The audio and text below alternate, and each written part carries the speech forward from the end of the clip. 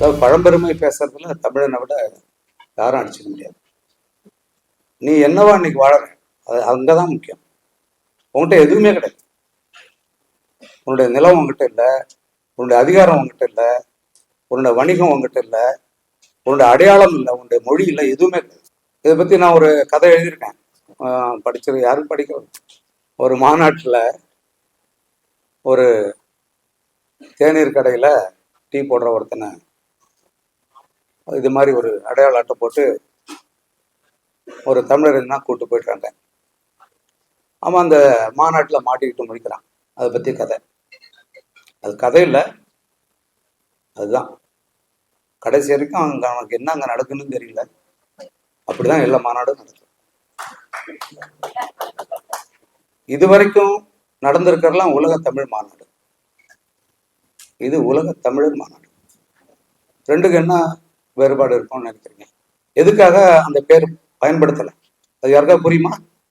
அது புரியாத வரைக்கும் தமிழ மேல வருவது அப்படியே இருக்க வேண்டியதான். தமிழன் முதல்ல ஒரு இனம் மொழி அடிப்படையில் தான் ஒவ்வொரு குழுக்களும் உலகம் முழுக்க இயங்குது. தமிழனும் அப்படிதான் இயங்கிக்கிட்டு இருந்தான். முதல் வணிகத்தை உலகுக்கு கற்றுக் கொடுத்தவன், கடல் வழி வணிகத்தை உலகம் முழுக்க செய்தவன். அப்படிப்பட்ட தமிழர்கள்ட்ட வணிகம் எங்க இருக்கு? நம்முடைய அரசியல் இருப்பை நம்ம மறந்துகிட்டு இருக்கோம். தமிழர்களாலேயே தமிழர்களுடைய அதிகாரம் பிடுங்கப்படுகிறது. ஒரு மொழியை கற்றுக்கொண்டதால அந்த இனத்தவனை ஆயிட முடியும்னா அது தமிழ்ல தான். நீங்க ஒரு ஜப்பான் மொழியை கத்துக்கிட்டு ஜப்பானியர் ஆயிட முடியாது. ஒரு சீன மொழியை கத்துக்கிட்டு சீனா ஆக முடியாது. ஒரு பிரெஞ்சு மொழியை கத்துக்கிட்டு பிரெஞ்சராக்காரனா ஆக முடியாது. ஆனா தமிழை கத்துக்கிட்டான்னா அவன் தமிழன் ஆயிடும். அது தமிழ்னா தலைவனாவும் ஆயிடும்.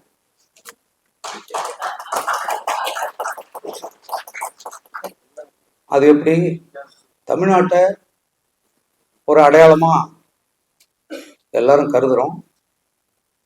அந்த பாதையில தான் உலக தமிழர்கள் தங்களுடைய பிள்ளைகளை வளர்க்க பார்க்குறாங்க. ஏன்னா இங்க இருந்து அகாடமிக்கலான படிப்புகள் போயிருக்குது.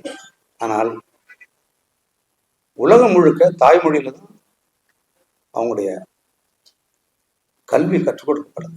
தமிழ்ங்கிற பாடத்தையே படிக்காமல் பட்டம் பெற்று தமிழ்நாட்டினுடைய எவ்வளவு பெரிய பதவியும் அடைய முடியுங்கிறது தமிழ்நாட்டில் மட்டும்தான். இவங்களாம் தான் தமிழ் உலக தமிழ் மாநாடு நடத்தினாங்க. இன்றைக்கு 100 பிள்ளைகள் ஒரு இடத்துல இருக்காங்க. 100 பேர்ல 10 வரி தமிழ் ஒழுங்கா எழுத்தறிஞர் எத்தனை பேர் தேர்வோம்? அடுத்த 10 ஆண்டுகள்ல என்ன எங்க போகுது? ஒரு நிமிடம் வேறு மொழி சொல் கலக்காமல், ஆங்கிலம் கலக்காமல், வட சொல் சமஸ்கிருதம் கலக்காமல் மொழியை தூய்மையா பேச சொன்னா ஒரு தமிழன் தர மாட்டேன். இந்த நிலையில தான் தமிழ் இருக்கு. ரொம்ப வருத்தத்துக்குரிய செய்தி. உலகின் முதல் மொழி கீழடி ஆய்வு பண்ணோம். நாங்க 4300 ஆண்டுகளுக்கு முன்னாடி வாழ்ந்தோம் போனோம். இதை காட்டி எவ்வளவு காலம் ஏமாத்திட்டு இருக்கீங்க?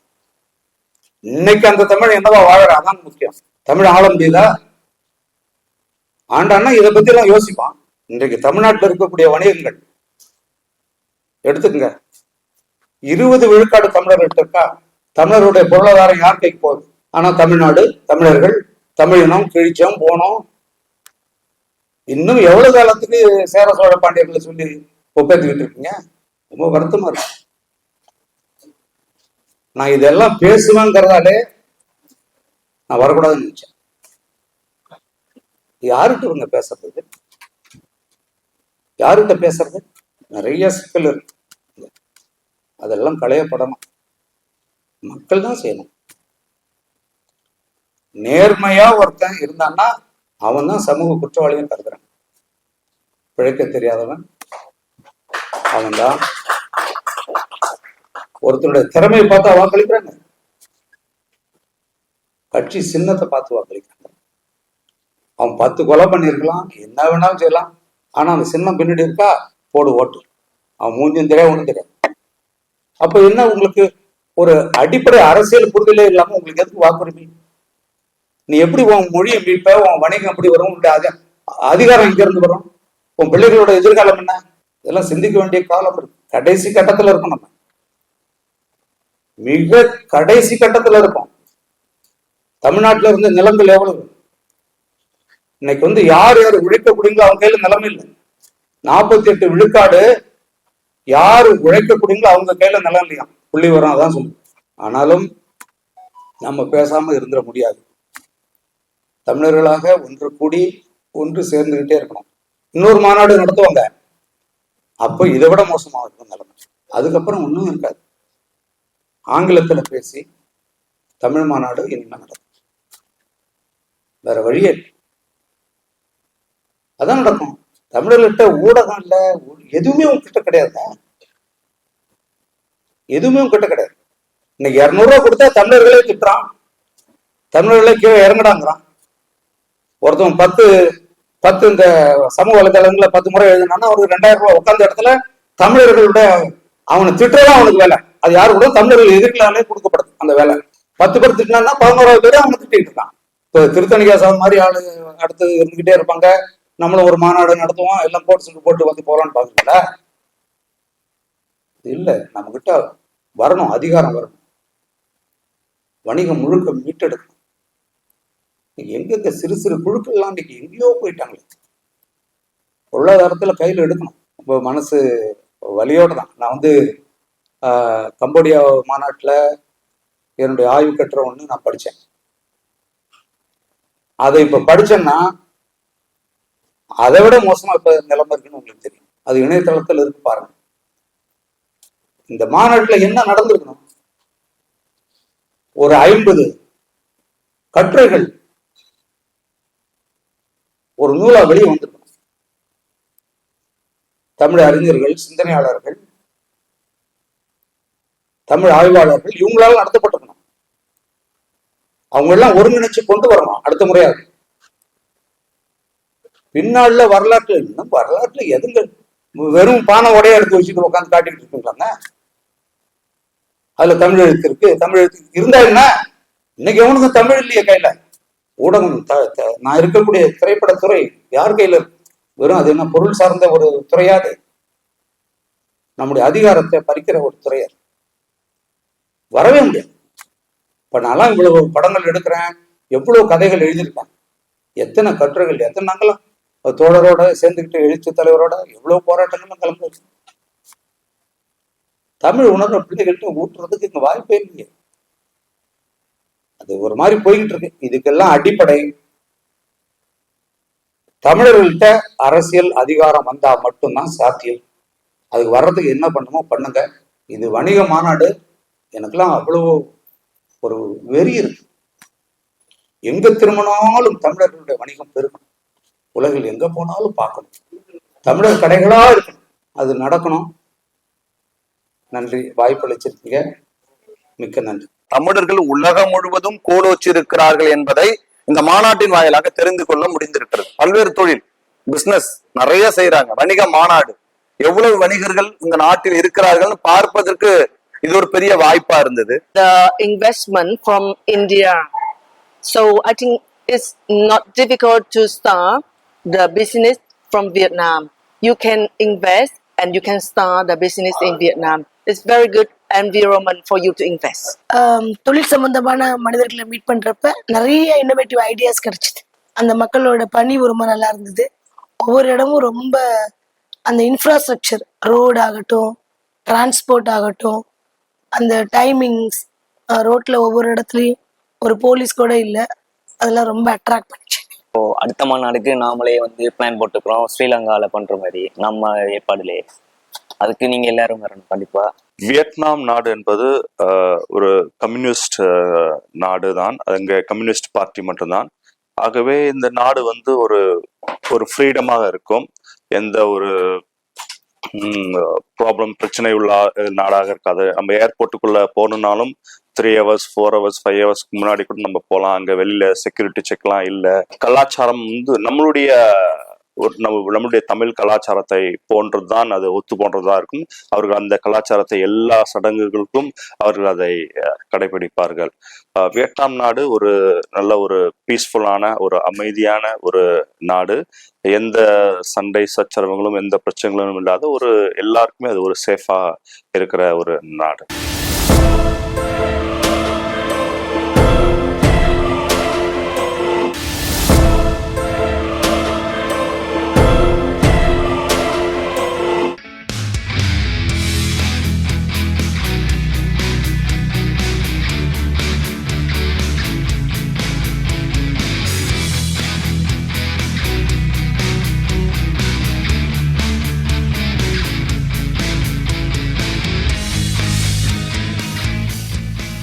ஆங்கிலத்தில் பயன்படுத்தக்கூடிய ஏராளமான சொற்கள் பிறமொழி சொற்கள் தான். ஆனால் அது ஆங்கில எழுத்துக்குள்ளே வந்துவிட்டது. அதனுடைய மூலச் சொற்களை வேர் சொற்களை தேடிக்கொண்டே போனால் அது கிரேக்கத்திலிருந்தோ லத்தீனில் இருந்தோ வந்ததாகத்தான் இருக்கும். தத்துவம் என்று எடுத்துக்கொண்டால் கூட இன்றைக்கு மார்க்சியம் என்கிற ஒரு தத்துவத்தை நாம் படிக்கிறோம். மார்க்சியம் சொல்லுகிற கருத்தை தமிழில் நாம் உள்வாங்கிக் கொள்கிறோம். ஆனால் அது தமிழில் உருவான தத்துவம் இல்லை.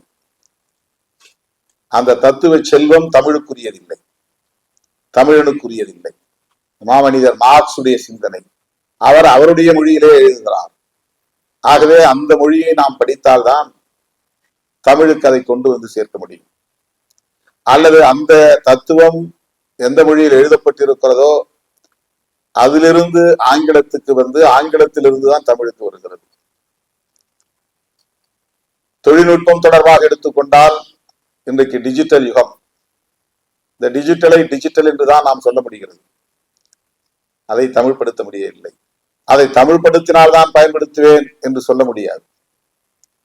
ஆனால் அது நமக்கு தேவைப்படுகிறது. ஆகவே மொழி கலப்பு, இனக்கலப்பு மனித வாழ்வில் தவிர்க்க முடியாதது. இந்த கலப்பு இல்லையே பிறப்பு இல்லை, கலப்பு இல்லையே வளர்ச்சி இல்லை. அது எல்லாவற்றுக்கும் பொருந்தும், எல்லாவற்றுக்கும் பொருந்தும். தமிழாய்ந்த தமிழ் மகன்தான் தமிழகத்தின் முதலமைச்சராய் வருதல் வேண்டும் என்று சொல்லுவதன் மூலம் இன தூய்மைவாதமாக அதை நாம் புரிந்து கொள்கிறோம். தமிழன் என்பதற்காக ஒரு சாதியவாதியை நாம் தூக்கி கொண்டாட முடியாது. தமிழன் என்பதற்காக ஒரு மதவாதியை நாம் தூக்கி கொண்டாட முடியாது. தமிழன் என்பதற்காக ஒரு இன வெறியனை நாம் தூக்கி கொண்டாட முடியாது. மொழி பற்று வேண்டும், இன உணர்வு வேண்டும் என்பது நமக்கிடையிலான ஒரு பிணைப்பை உருவாக்குவதற்காகத்தான், நம்முடைய உறவை வலுப்படுத்துவதற்காகத்தான், நம்முடைய ஆற்றலை ஒருவருக்கொருவர் பயன்படுத்திக் கொள்வதற்காகத்தான், பகிர்ந்து கொள்வதற்காகத்தான். எனக்கு ஒரு துறையிலே புரிதல் இருக்கும், ஆற்றல் இருக்கும். எனக்கு சுட்டு போட்டாலும் வணிகம் என்னவென்றே தெரியாது. தொழிலை பற்றிய எந்த ஈடுபாடும் எனக்கு இல்லை. நான் 2002 ஈழத்திற்கு சென்றிருந்த போது அங்கே வீரசிங்க மண்டபத்தில் நடைபெற்ற மாநாட்டில் பங்கேற்று உரையாற்றிய பிறகு வன்னிக்கு செல்லுகிற வாய்ப்பு கிடைத்தது. அப்போது அண்ணன் அவர்களை சந்திக்கிற வாய்ப்பு கிடைத்தது. எல்லோரோடும் சந்தித்த பிறகு அதிகாலை நீங்கள் 5:30 மணிக்கு தனியே வர வேண்டும், உங்களோடு சில நிமிடம் நான் பேச வேண்டும் என்று கட்டளையிட்டார். அந்த அன்பு கட்டளையை ஏற்று விடியற் காலை கடற்கரை ஓரத்திலே தங்கியிருந்த நான் சேரலாதன் அவர்களோடு இருசக்கர வண்டியிலே புறப்பட்டு வன்னிக்கு சென்று அவரை அதிகாலை வேளையிலே சந்தித்தேன். 1 மணி நேரத்திற்கு மேலாக பேசிக் கொண்டிருந்த போது எனக்கு சில அறிவுரைகளை தந்தார். அதில் 2 அறிவுரை முக்கியமான அறிவுரை. இந்த இடத்திற்கு அது பொருந்தும் என்று கருதுகிறேன். அதில் ஒரு அறிவுரை அவர் சொன்னது, பொருளாதார ரீதியாக யாரையும் நீங்கள் நம்பி இருக்கக்கூடாது, சார்ந்து இருக்கக்கூடாது. அதற்கு நீங்கள் செய்ய வேண்டியது, உங்கள் கட்சியிலிருந்து 100 பேரை தேர்வு செய்யுங்கள். ஆளுக்கு 5000 ரூபாய் கொடுத்து பெட்டி கடை தொடங்க செய்யுங்கள். பரவலாக தமிழ்நாடு முழுவதும் ஒரு மாவட்டத்திற்கு 2 பேர் 3 பேர் என்று தேர்வு செய்து ஒரு 5000 ரூபாய் கொடுத்து பெட்டி கடை நடத்த சொல்லுங்கள். அதுல உங்களுக்கு ஒரு 10 பேர் வெற்றிகரமாக தொழில் செய்யக்கூடியவன் கிடைப்பான். அந்த 10 பேரில் 3 அல்லது 4 பேர் உங்களுக்கு நம்பிக்கை உள்ளவனாக கிடைப்பான். அந்த 4 பேர் தான் உங்களுக்கு கிடைக்கிற சொத்து. அவனை வைத்து நீங்கள் பொருளாதாரத்தை மேம்படுத்த வேண்டும்.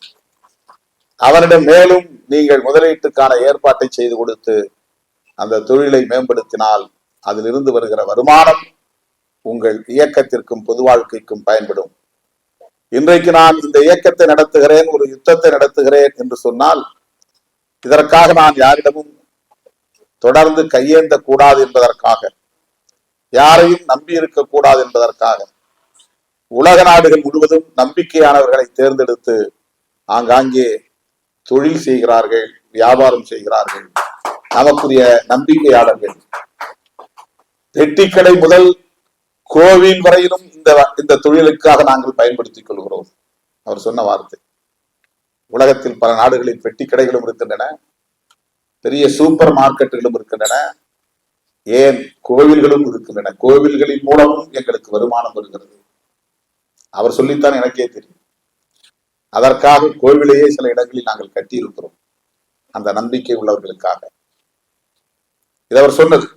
ஆனால் அவர் சொன்னது 2002, இன்றைக்கு 2025, 23 ஆண்டுகளில் நான் அந்த முயற்சியில் கூட ஈடுபடவில்லை. எனக்கு அதில் எந்த ஆர்வமும் இல்லை, அதில் நம்பிக்கையும் இல்லை. எனக்கு எப்படி தொழில் அல்லது வணிகம் தொடர்பான ஆளுமையை வளர்த்துக் கொள்ள முடியும் என்ற ஒரு நிலை இருக்கிறது. ஆனால் இன்றைக்கு RR பிரியாணி உரிமையாளர் தமிழ்ச்செல்வனோடு பேசிக் கொண்டிருந்தோம். அவர் பள்ளி படிப்பை கூட முடிக்காதவர், அவரே சொன்னார். ஆனால் இன்றைக்கு ஒரு உணவகம், உலக புகழ்பெற்ற உணவகமாக மாற்றி இருக்கிறார். யாழ்ப்பாணத்திலும் தொடங்கி இருக்கிறார். அதற்கு படிப்பு தேவையில்லை, கல்வி தேவையில்லை, ஆராய்ச்சி பட்டம் தேவையில்லை, டாக்டரேட் பெற தேவையில்லை. அவருக்கு இருந்த அந்த ஆர்வம் அந்த துறையிலே வெற்றிகரமாக அவரை உயர்த்தி இருக்கிறது. பலருக்கும் இன்றைக்கு அவர் உதவி செய்கிறார், பல பேரை படிக்க வைக்கிறார். அவருக்கு இருக்கிற அந்த ஆற்றலும் அரசியல் துறையிலே எனக்கு இருக்கிற ஒரு திறனும் தனித்தனி பாதைகளில் இயங்காமல் சிதறி போகாமல் ஒருங்கிணைக்கப்பட வேண்டும் என்பதற்காகத்தான் இத்தகைய மாநாடு. அனைவருக்கும் பயன்பட வேண்டும் என்பதற்காகத்தான். ஒவ்வொருவருக்கும் ஒவ்வொரு ஆற்றல் இருக்கும். இன்றைக்கு டிஜிட்டல் யுகம் வந்த நிலையிலும் கூட பல பேருக்கு லேப்டாப் யூஸ் பண்ண தெரியாது. மடிக்கணினி என்று நாம் அதை தமிழ்படுத்தி இருந்தாலும் கூட அந்த லேப்டாப் என்பதுதான் எளிதாக இன்றைக்கு எல்லோராலும் உச்சரிக்கப்படுவது. செல்போன் என்று ஆங்கிலத்திலே சொல்லுகிறோம். அதை அலைபேசி என்று நாம் தமிழ்படுத்தி இருந்தாலும் கூட உலகம் முழுவதும் போய் செல்போன் என்று சொன்னால்தான் தெரியும். ஆகவே அந்த சொல்லை, அந்த உச்சரிப்பை நாம் தவிர்க்க முடியாது. இது கற்றுக்கொள்வது அவசியம். இப்படி ஒவ்வொருவருக்கும் ஒவ்வொரு ஆற்றல் இருக்கும். செல்போனை வெறுமன இன்கமிங் அவுட் கோயிங் மட்டும்தான் சிலருக்கு பயன்படுத்த தெரியும். ஆண்ட்ராய்டு போனாக இருந்தாலும் ஐபோனாக இருந்தாலும் அதற்குள்ளே போய் சமூக ஊடகங்களை கையாளுகிற திறன் எல்லோருக்கும் வராது. சிலருக்கு அந்த ஆற்றல் இருக்கிறது, சிலருக்கு அந்த ஆற்றல் இல்லை. இப்படி தனித்தனியே ஒவ்வொருவருக்குமான திறன் உள்ளது என்பதை நாம் அறிவோம். அப்படி திறனுள்ளவர்கள் ஒரு இடத்திலே கூடுகிற போது, அறிமுகம் கிடைக்கிற போது, கருத்துக்களை பகிர்ந்து கொள்ளுகிற போது, அந்த உறவு மேம்படுகிற போது, அந்த உறவின் மூலம் உலகளாவிய அளவில் தமிழர்களை ஒருங்கிணைக்க முடியும். அதுதான் முயற்சி.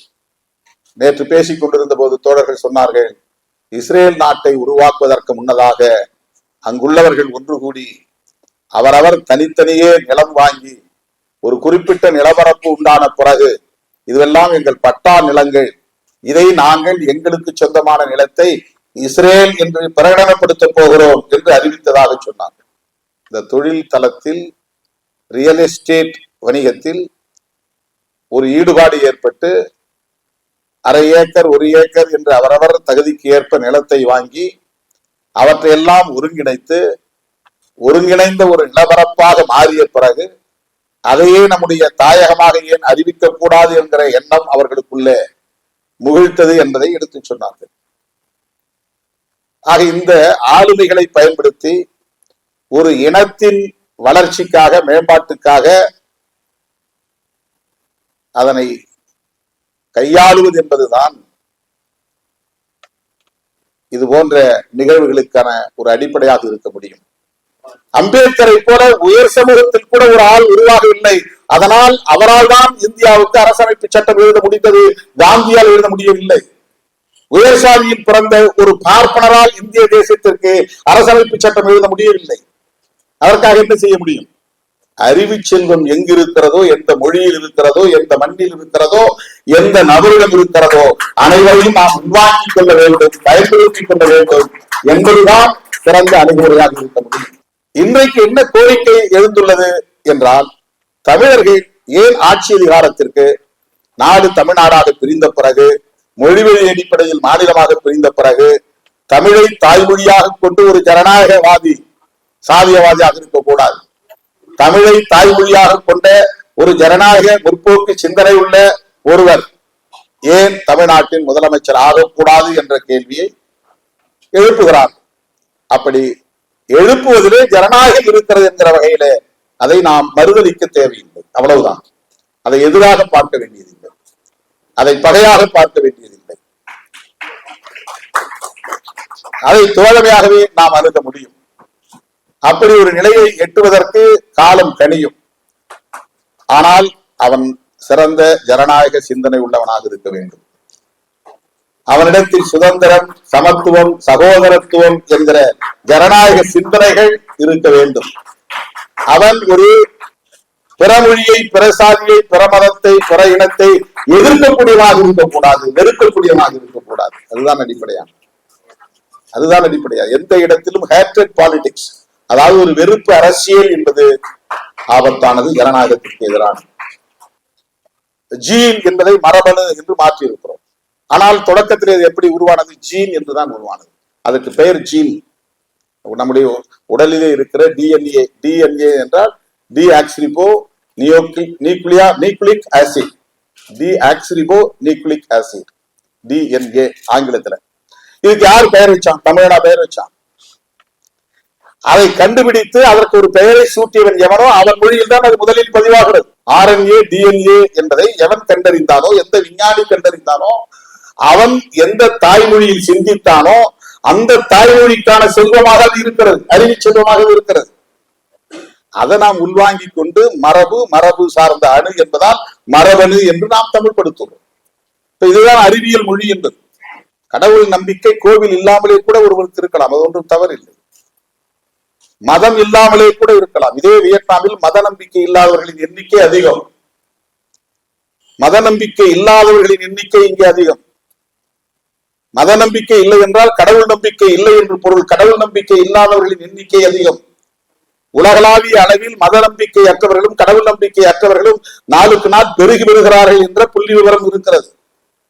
அறிவியல் வளர வளர, தொழில்நுட்பம் வளர வளர, அவன் இங்கிருந்து பிரபஞ்சத்தை பார்க்கிறான். பூமி என்பது பிரபஞ்சத்தோடு ஒப்பிடுகிற போது மிக மிக மிக மிக நுண்ணிய ஒரு துளி, ஒரு தூசி. பிரபஞ்சத்தில் பூமி என்பது ஒரு தூசி, அவ்வளவுதான். அதற்கு எடையே கிடையாது. பிரபஞ்சத்தோடு ஒப்பிடுகிற போது அதற்கு ஒரு பெரிய எடையுள்ள பொருள் கூட கிடையாது. அப்படிப்பட்ட பூ உலகத்தில் மட்டும்தான் உயிரினங்கள் வாழ்கின்றன. இந்த பூ உலகத்தில் தான் நமக்குள் இவ்வளவு பெரிய முரண்களும் பகையும் மோதலும் இரத்த களரியும் நடந்து கொண்டே இருக்கின்றன. உலகத்துல மனிதன் ஒவ்வொரு வடிவத்துல இன ஓர்மையை பார்க்கிறான். சிலர் குறுகிய வட்டத்துல சாதி ஓர்மை, நம்ம சாதி ஒற்றுமையா இருப்போம், நமக்குள்ள ஒருத்தருக்கு ஒருத்தர் உதவி செய்து கொள்வோம், அது ஒரு பார்வை. இன்னொருத்தர் கொஞ்சம் வெளியே போய் எனக்கு சாதி பார்வையெல்லாம் கூடாது, நான் மதம் தான், நம்ம இந்து எல்லாம் ஒற்றுமையா இருப்போம் அப்படின்ற, அது ஒரு சின்ன வளையம்னா இது ஒரு பெரிய வளையம். நான் சாதி இந்து மதம்லாம் பார்க்க மாட்டேன், எனக்கு மொழிதான் முக்கியம், தமிழர்களாய் ஒன்று சேருவோம். இது எல்லாமே அடிப்படையில ஒரே கான்செப்ட் தான். இது சாதி ஒற்றுமை பேசுறது மட்டும் தப்பு, மத ஒற்றுமை பேசுவது தவறு என்று நாம் இந்த இடத்திலே பெரிதாக வாதாட முடியாது. அது தூய்மைவாதமாக மாறுகிற போது தவறாக மாறும். ஆனா நலன்கள் என்று பார்க்கிற போது அவன் பார்வை அவனுடைய சமுதாயத்தை சார்ந்தவர்கள் மேம்பட வேண்டும் என்று அவன் நினைக்கிறான், அவ்வளவுதான். அவனுக்குன்னு ஒரு வளையத்தை போட்டுட்டான், முடிஞ்சு போச்சு.